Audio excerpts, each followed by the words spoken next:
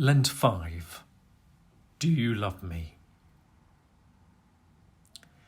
In the musical My Fair Lady, there is that scene where Freddie protests his love for Eliza, who replies, "Don't talk of stars burning above. If you're in love, show me." Love, deeply experienced, is too deep for words. It is experienced more than it is spoken. It is known more surely than it is described. It is a reality we often struggle to convey.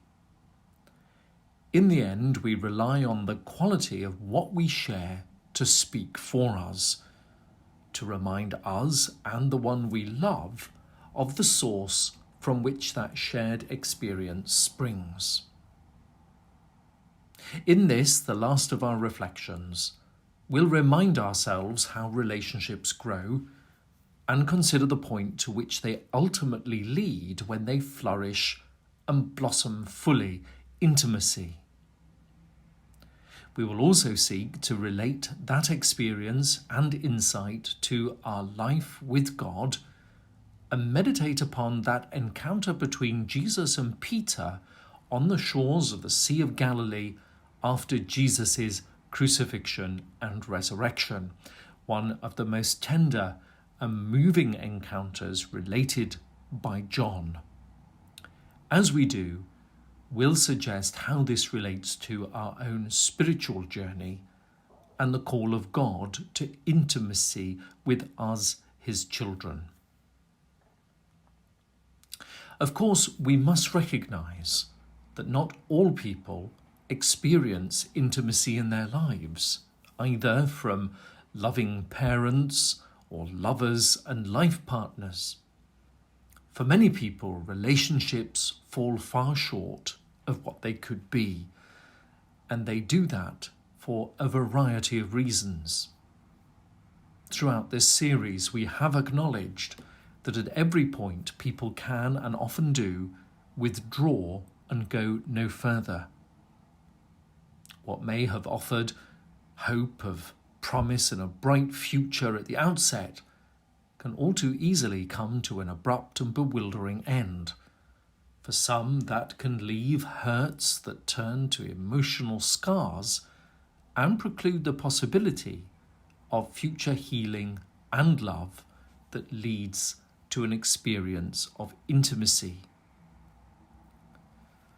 Implicit in what we have explored so far is the recognition that where the invitation and opportunity to grow in acceptance, understanding and love is not experienced in human relationships, so too it can impair and for some eclipse the ability to grow in a relationship of love with God. The opposite is also true. Where we have experienced love, acceptance and understanding, so we are more disposed to recognise and welcome the divine presence within our lives and respond to its call. It is also true that many, deprived of human love, find it in God and come to offer it in turn to others.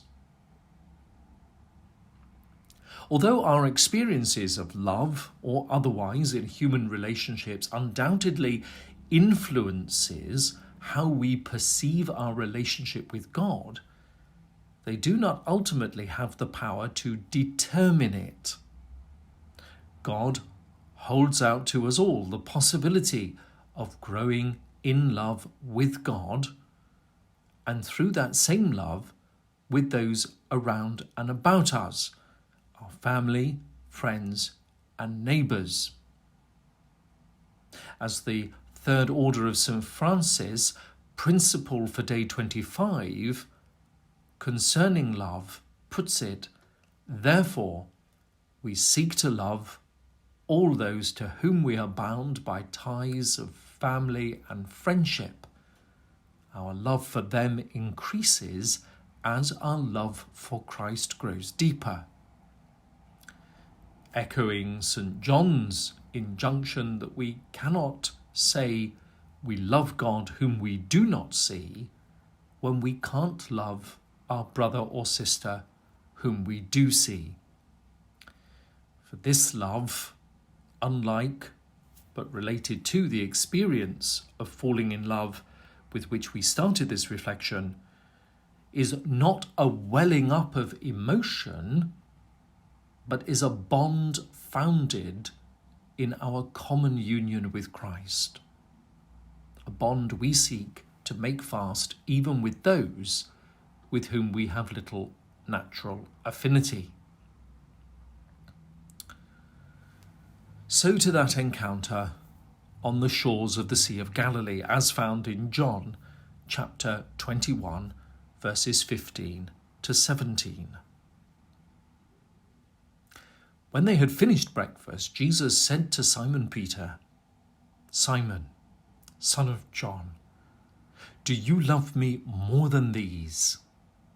He said to him, "Yes, Lord, you know that I love you."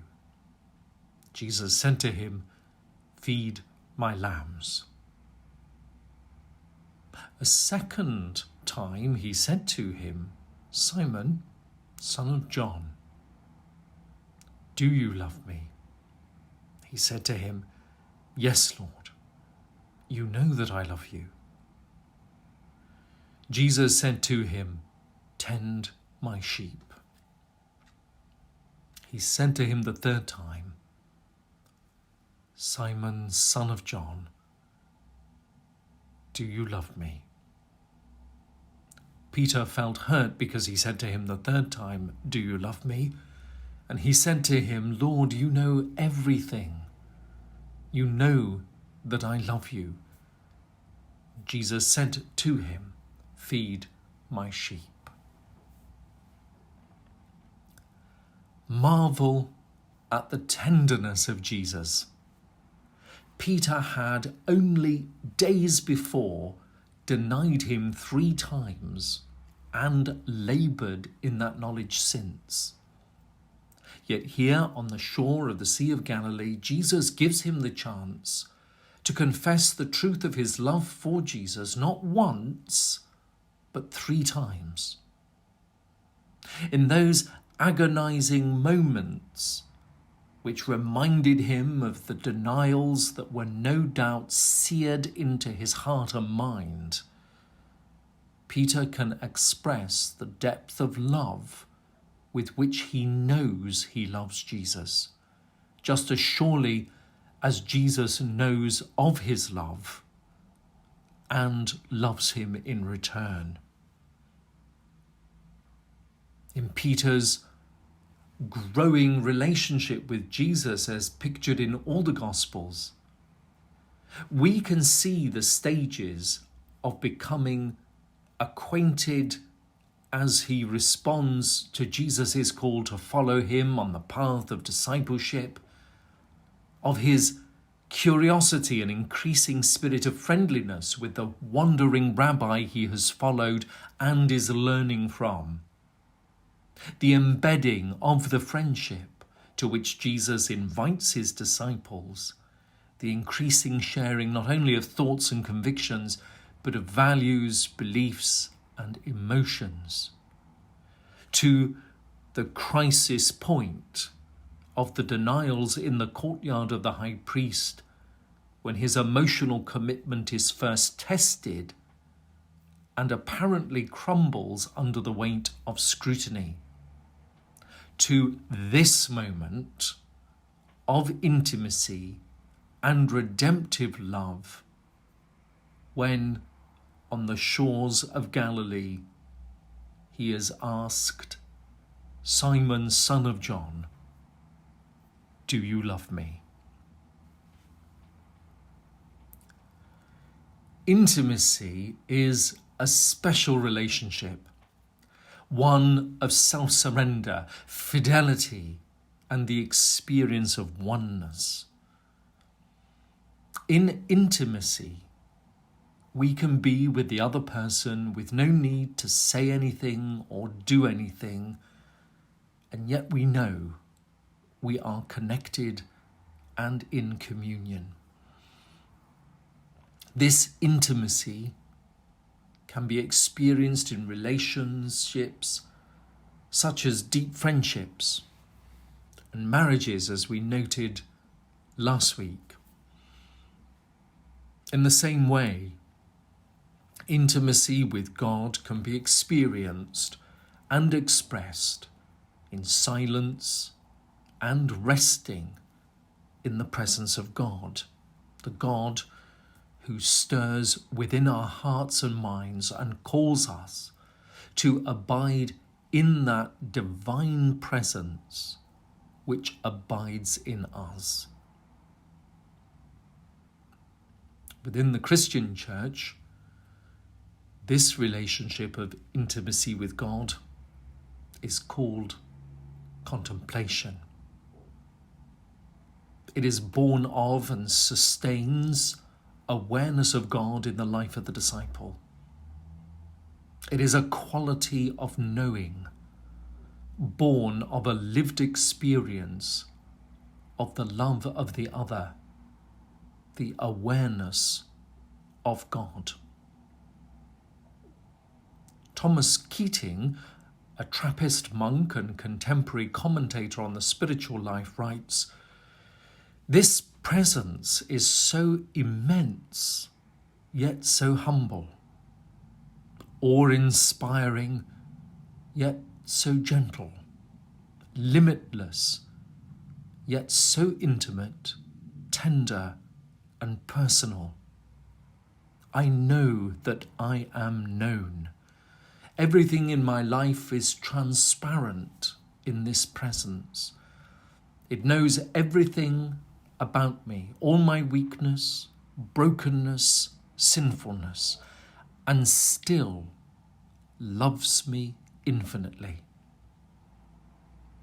This presence is healing, strengthening, refreshing just by its presence. It is not judgmental. It is self-giving, seeking no reward, boundless in compassion.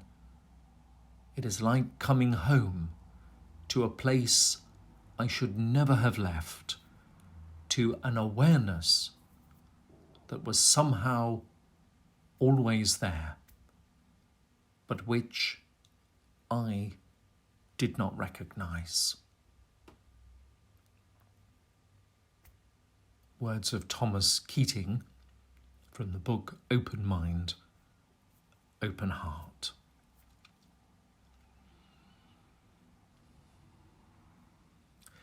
In our prayer exercise this week, I invite you to listen to the story of Jesus and Peter again. I'm going to read the passage through more slowly and prayerfully. And I invite you to imagine yourself in the place of Peter. What Jesus asks of Peter, he asks of you. What is your answer? What are you feeling? What are you thinking?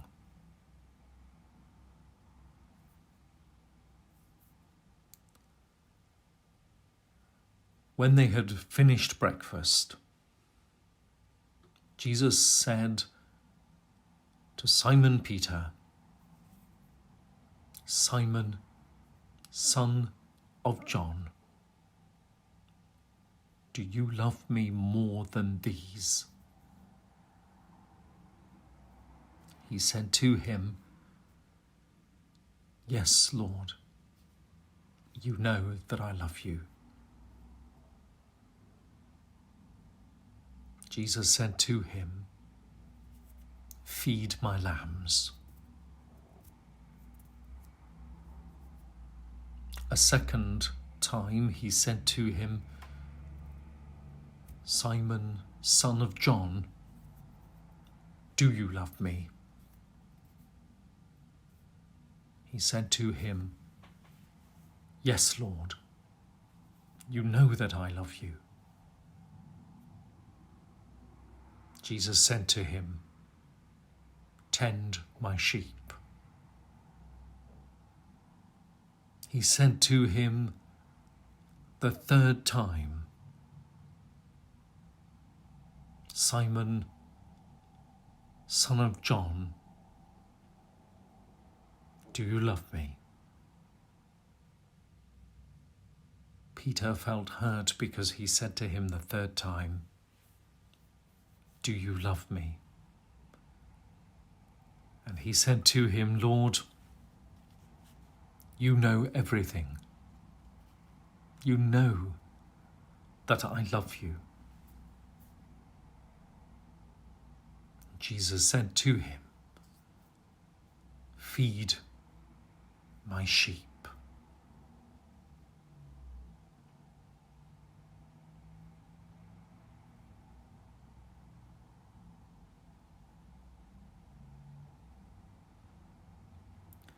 You may wish to pause the recording and dwell with your own responses to those questions put to you by Jesus, your answers, your feelings, your thinking.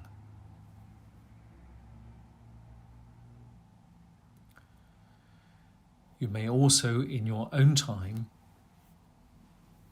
wish to repeat the prayer exercise once or twice more. Again, simply let the passage do what it is intended to do, to provoke a reaction. If you do, you might want to reflect on the following questions again as you revisit your thoughts.